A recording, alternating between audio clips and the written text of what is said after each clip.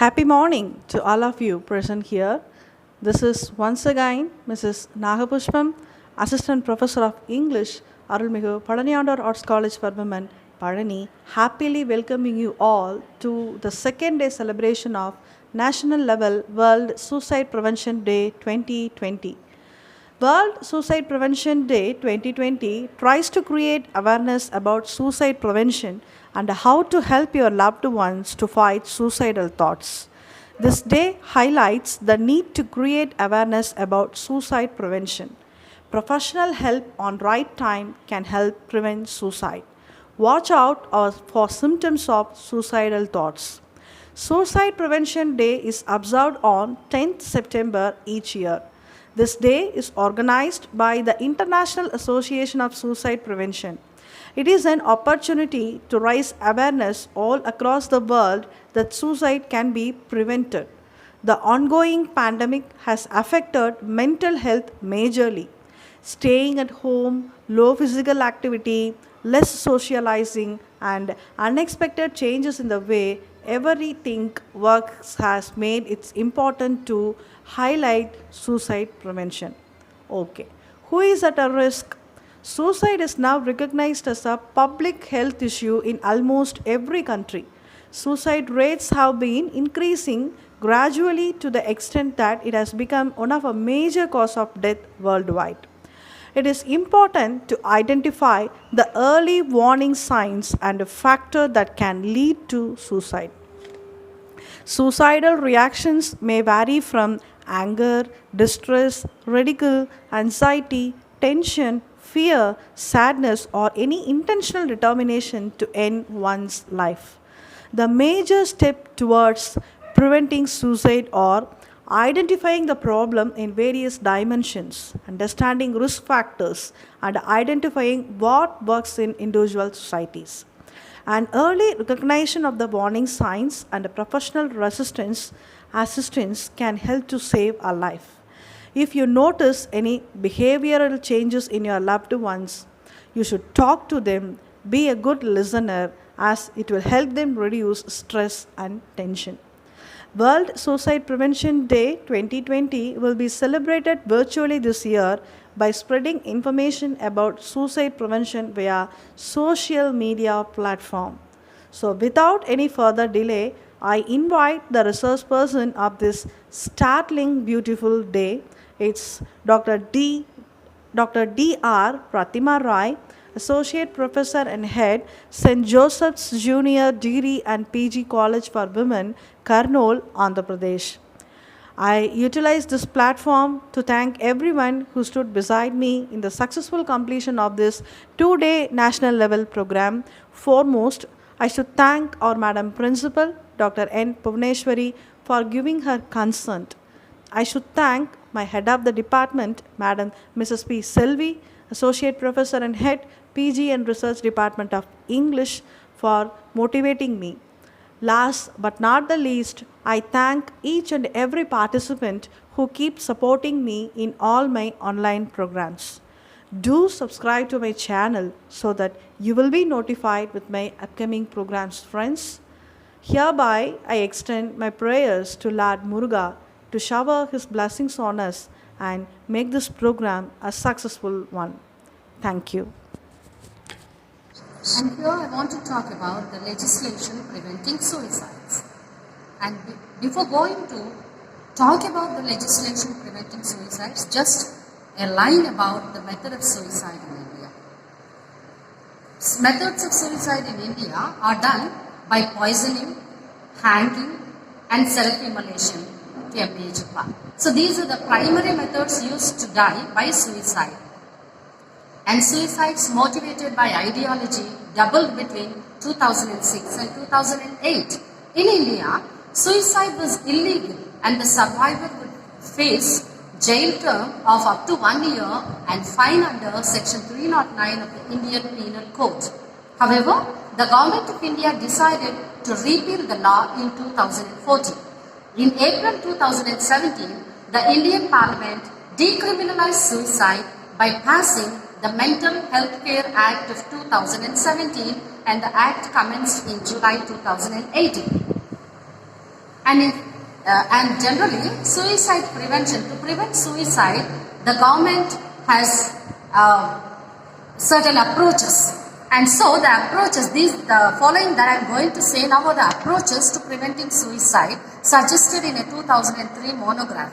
And these include reducing social isolation, preventing social disintegration, treating mental disorder, regulating the sale of pesticides and ropes, and promoting psychological motivational sessions and meditation and yoga. And especially the psychological motivational sessions are being given to the youngsters more these days because they are more occupied with stress disorders. And state-led policies are being enforced to decrease the high suicide rate among the farmers of Karnataka too. The recent decision by Government of India to repeal Section 309 IPC is exemplary in this regard and is bound to have a widespread implications. Reveal rather than conceal could be the new principle of management with focus on providing timely help to the victim. First and foremost, the immediate effect would be improvement in reporting of suicide attempts and getting prompt clinical attention without fear of prosecution. At an individual level, the victim getting clinical attention means a greater chance of identifying an underlying illness, if any, and management of the same, as well as use of various strategies for prevention of any such attempts in future. In case of psychological or psychosocial factors contributing to suicide, these could be dealt with at the earliest by involving the family, social workers and NGOs as the case may be. At a family level, the caregivers are more likely to speak about the circumstances precipitating the attempt, whether biological, psychological or social, providing the clinician an accurate picture. So here it is the revealing, not the concealing of the facts. They would be free to focus on treatment and care of the victim rather than fear the legal procedures because of the decision taken by government to repeal Section 309 of the Indian Penal Code. At a community level, support systems and agencies are also more likely to provide assistance to the victim and the family, which they were previously reluctant to do given the legal issues. From this perspective of clinicians attending patients who attempt suicide, the main focus would be now clinical rather than medico-legal component. The process will lead to increasing psychiatric referrals, collaborative care and hence better management in most cases. At the national level, proper and unbiased reporting of suicide attempts would lead to reliable estimation of suicide rates and epidemiology, which will help in understanding the burden and contributory factors of suicide attempts and formulating the necessary strategies for prevention and management. Joseph was the 11th of 12 sons to the patriarch of Israelites named Jacob. And Joseph faced impediments from the very early stage of his early life. His 10 older brothers were jealous of him as their father loved him the most. So they got rid of him and threw him into a dirty pit. But Joseph was taken by some merchants Potiphar, the captain of Pharaoh's guard. Pharaoh is the title given to the king of Egypt those days, and Potiphar was the title given to the captain of Pharaoh's army. And Potiphar purchased Joseph as a slave. But later, Potiphar, after observing Joseph, he was impressed by Joseph's intelligence and made him the master of his household. Prior to getting exalted, Joseph suffered many betrayals, insults, unjust imprisonment, and false accusations. He had a cloud of negative situations. He was never depressed, but braved them successfully, and finally was recognized and rewarded with a governor's position in prosperous Egypt those days. And those days, back in the land of Canaan, Joseph's parents suffered a terrible famine. So, his brothers came to Egypt to buy food grains, and they, without knowing that Joseph was the governor, they went requesting him for food grains. But Joseph, meanwhile, 20 years passed that they have put Joseph in the pit. So they thought that Joseph might have died. But here, Joseph became a young governor of Egypt. So So when they came to him asking and requesting him for food grains, Joseph revealed to them. They did not recognize, but Joseph recognized his brothers. So he revealed to them his identity and saved the whole family. Of course, I'm not going into the details of this incident, but what I want to bring home is the last words that Joseph spoke, because they are the words with proactive nature. They are the words with positivity in nature. So here I quote, and this is a reference from the Bible, from the first book of the Bible, namely Genesis. I quote, this is the 20th verse of the chapter 50. You intended to harm me, but God intended it for good to accomplish the saving of many lives. This is the quotation. And this is the utmost positivity in the life of Joseph. He is proactive in that he forgave his wronged brothers and walked an extra mile to feed them in severe famine in the land. Wait, here this may be confronted with. What is so great about it when Joseph himself acknowledged that God saved him? But unless Joseph had a positive side of submission in such dreadful and appalling negative situations, he could never have soared so high in life. And mind you, this was an incident and not a myth. It says that there is always a silver lining to the dark, cloudy life, provided we endure it with patience and wisdom. This is of utmost importance to the present global citizens prevailing the global times of the day. Lily Rodin, in American newsletter named Times, dated 16th October 2015, explained that in 1996, the site of Joseph's tomb was discovered, and it remained a tiny enclave peopled by devout Jews and for protection a few Israeli soldiers too. The tomb was also targeted by Palestinian attacks in 2000, and levels of access to the site have fluctuated in the years depending upon the sensitivity and due to history, because the history still persists. This is an evidence of Joseph's life, who lived on earth between 1600 to 1700 BC. And my next subtopic is how to know if a person has suicide tendencies. And to talk about the suicide tendencies, we can see the 16th slide. How to know? The title that I've given to this slide is Global Citizens, Stakeholders and Indicators. So here I am specifically focusing upon the indicators. How to know suicide tendencies in a man. And the next is the public organizations, legislators and the members of the society must work collaboratively in a coordinated fashion, because suicidal behavior is universal and everywhere we see, because it is a universal behavior among those who have an inclination to suicide. These tendencies, these indicators are very, very common, and they are related to 1. Ideations, 2. Suicide related communications, and 3. Suicide related behaviors. First is the ideation. Normally whenever we see a person with suicidal tendencies, one thing is about them is it is a passive ideation. They may do many things that the others, the outsiders who are observing them, may think he is prone to committing suicide. But actually he is not prone to committing suicide. He only have those things. And when you see such type of psychological disorder in a person, that is called as ideation.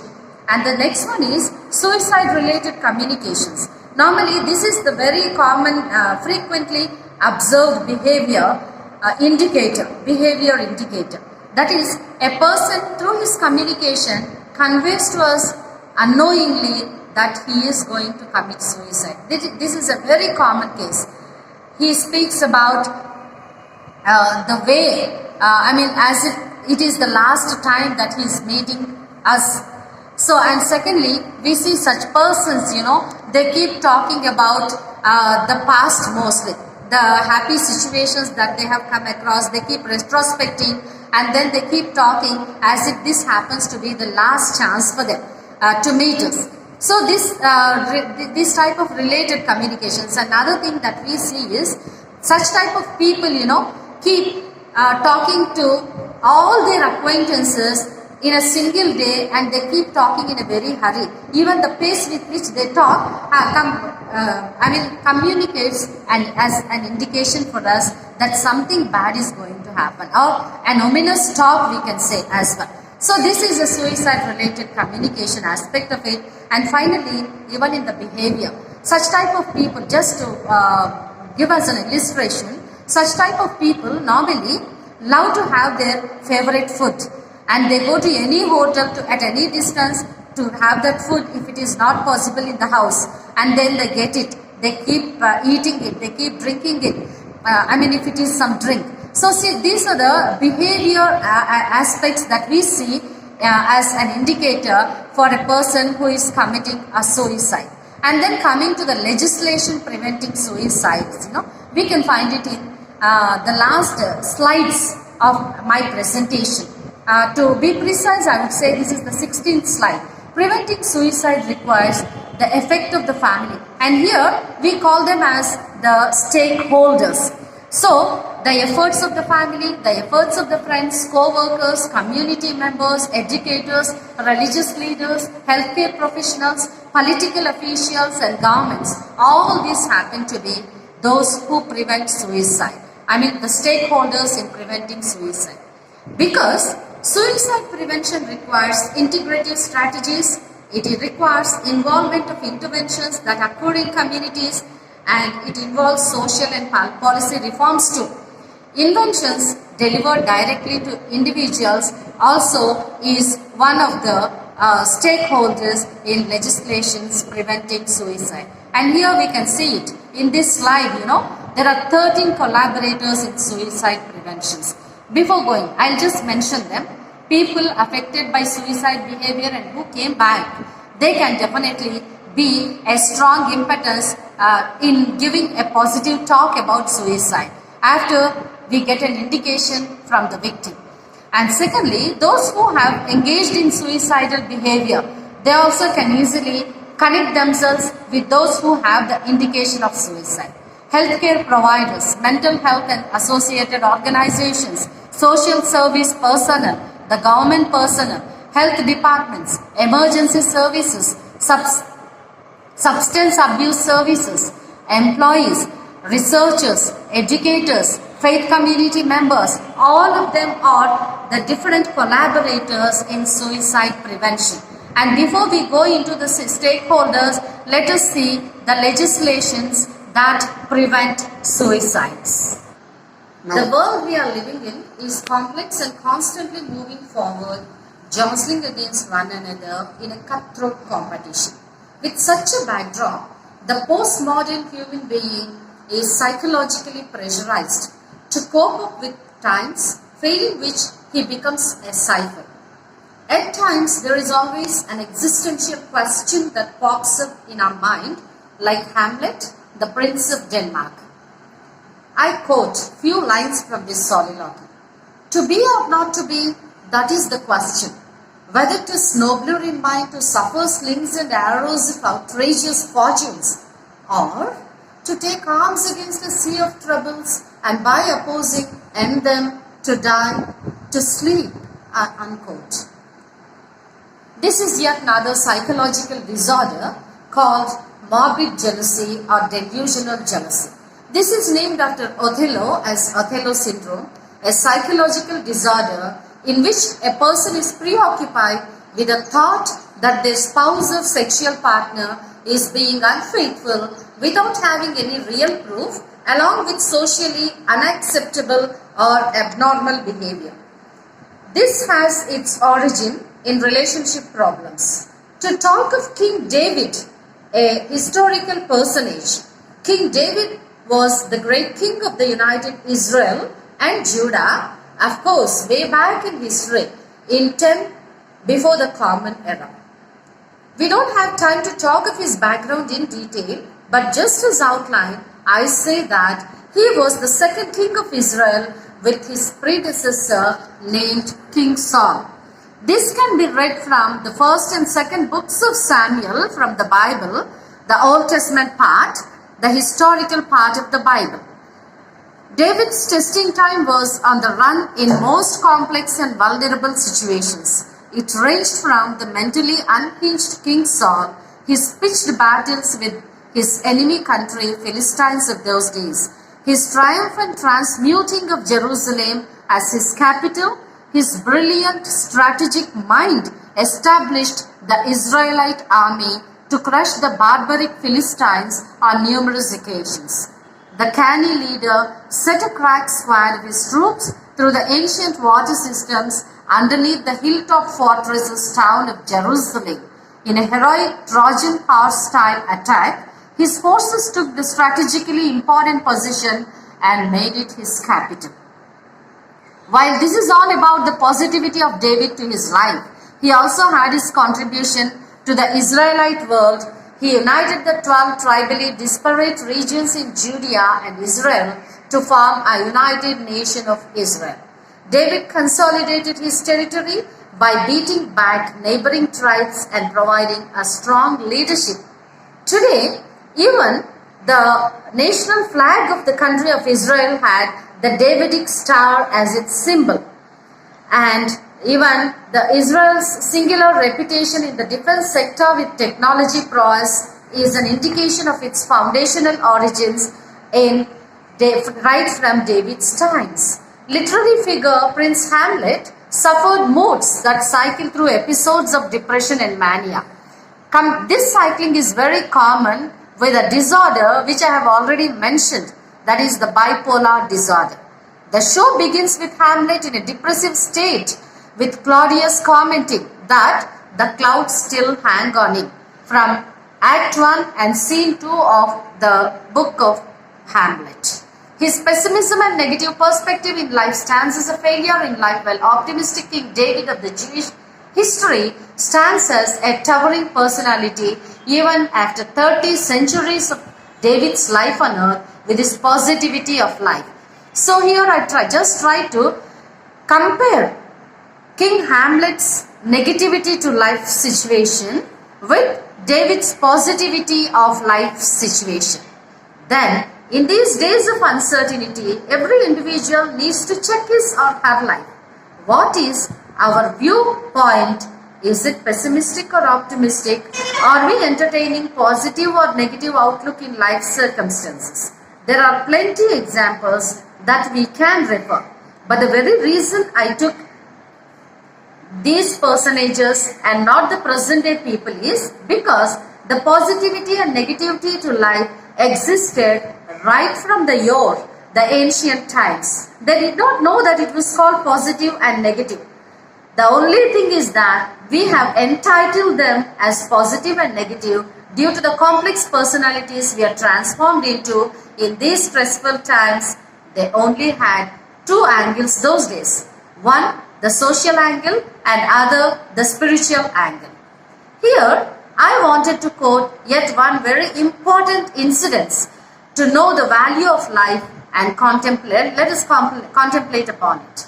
How is our approach to life? To know the value of life, to drive home the immeasurable worth of each of our individual life, I wish to share with you the conversation that took place between Jesus and a Pharisee about 2020 years ago. Pharisee is a sect among the Jewish community. This is the incident of a man coming to Jesus and asked, "Is it all right to pay taxes to Caesar?" Because Caesar happens to be the king of Roman kingdom those days. Then Jesus asked him to get a coin. Their coin showed Caesar's inscription upon it. And seeing the coin showed by the Pharisee, the answer of Jesus was, "Give to Caesar that which belongs to him, and to God what belongs to God." Immediately, the man could have got a doubt. What belongs to God then? So, Jesus would have answered, "Whose image is on you? You are a person with a DNA, and God's image is on you in a general sense, and God's unique gift on you in a particular sense. because the man's terrestrial birth is from his DNA and his celestial designing is in the mother's womb with God's image upon it. So, that which is unto Caesar has to be given to Caesar, and that which is unto God has to be given to God, indicates that because we are God's image, we have to give unto God our life, not by forcibly ending our life. I am sure you got this point. So when we are in the image of God, we belong to Him. Therefore, there is no right to abuse our life by forcibly squeezing out the life out of the body. The people of the present day are also in such a wavering state. The young are seen with the mobiles, either playing PUBG games, of course, now they are banned, or Minecraft games, video games, or capturing selfies, and in the process they are losing their precious lives.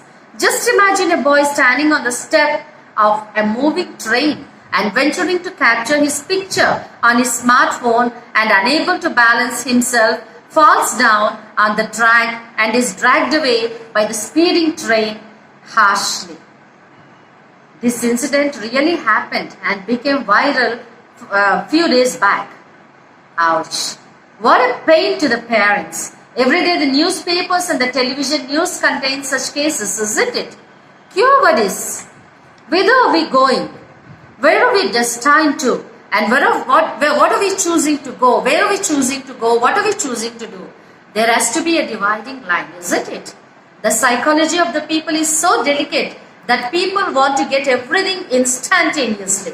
And if they don't or can't get it, the immediate solution is killing themselves. This is negativity in life. I repeat, killing ourselves is definitely negativity in life. Instead, there is a choice for people to turn this negative situation to positive side. Did not David do that in his day? There is a divine purpose for each one of us. This purpose is God's plan for our lives, and the reason for our being is that purpose.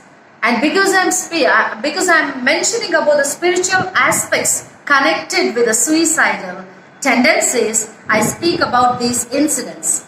Joseph's life story is important here. I would like to mention that story because it shows us what to expect as we move towards the fulfillment of our destiny. How we can change the negativity of life situations into a positive circumstance for us.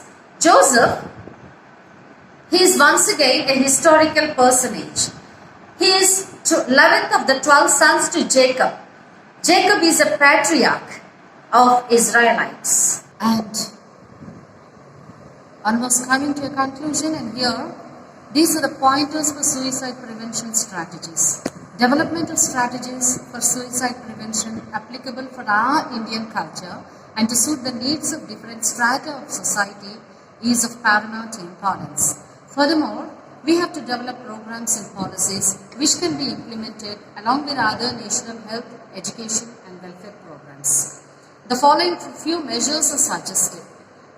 Opening up of suicide prevention clinics in all the medical college hospitals, district headquarters of hospitals, and if possible, even in taluk headquarters, and also in private hospitals. Such measures will at least help to prevent repeat attempts. Opening up of special clinics such as de-addiction and marital counseling clinics in all of major hospitals might help to counter the factors arising due to substance abuse and family problems.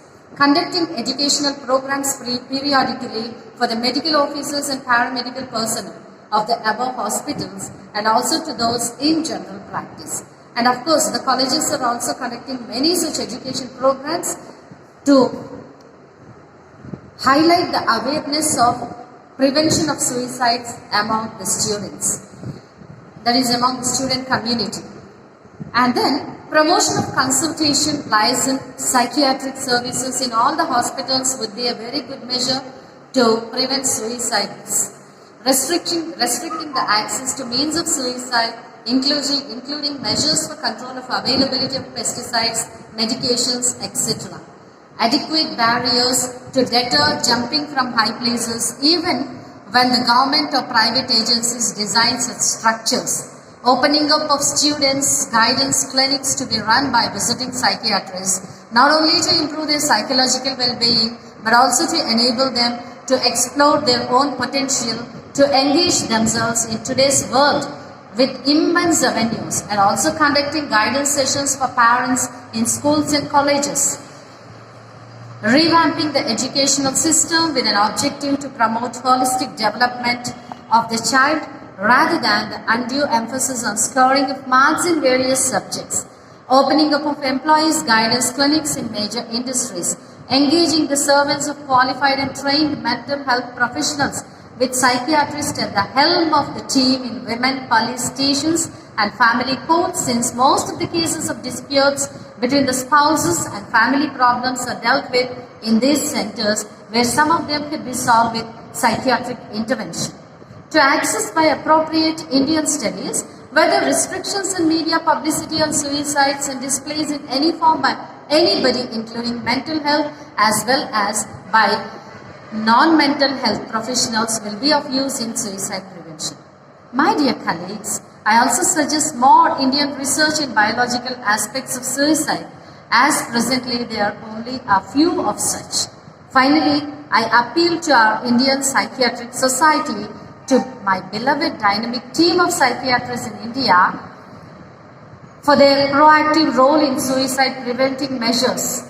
This could also be done in collaboration with agencies such as suicide helplines and government, so that we can effectively deal with the changing trends in Indian suicides and face the challenging head to create suicide-free India. To conclude, suicide is a tragic culmination of the interaction in a wide array of factors, including biological, socio-cultural, environmental, psychological, and spiritual causes. Since spiritual in the sense apathy towards spiritualism generally deal with it, because when a person is godly oriented, at least due to fear of God, the person would avoid such tendencies. Even to entertain such thoughts, a person would not dare to go. Since our country has been plagued by astronomical suicide rate, suitable policies required to be taken to meet the challenges ahead for suicide prevention in India. And here, I would like to infer by quoting John Donne's "For Whom the Bell Tolls." No man is an island, entire of itself. Every man is a piece of continent, a part of the main. Any man's death diminishes me because I am involved in mankind, and therefore never sent to know for whom the bell tolls. It tolls for thee. Here I close this, but at the end I would like to provide, because I happen to be from the literature department, here I would just like to mention the term commit suicide. Opposition. Actually, there is much opposition to the term commit suicide. In fact, I myself have used the term commit suicide many a times in this talk. But here, according to Faith Byron, the most common way of speaking about suicide is to talk of its being committed. Committed suicide or similar descriptions continue to be the norm of English language. However, the phrase committed associates death by suicide, or more accurately, death by mental illness with criminal or sinful actions.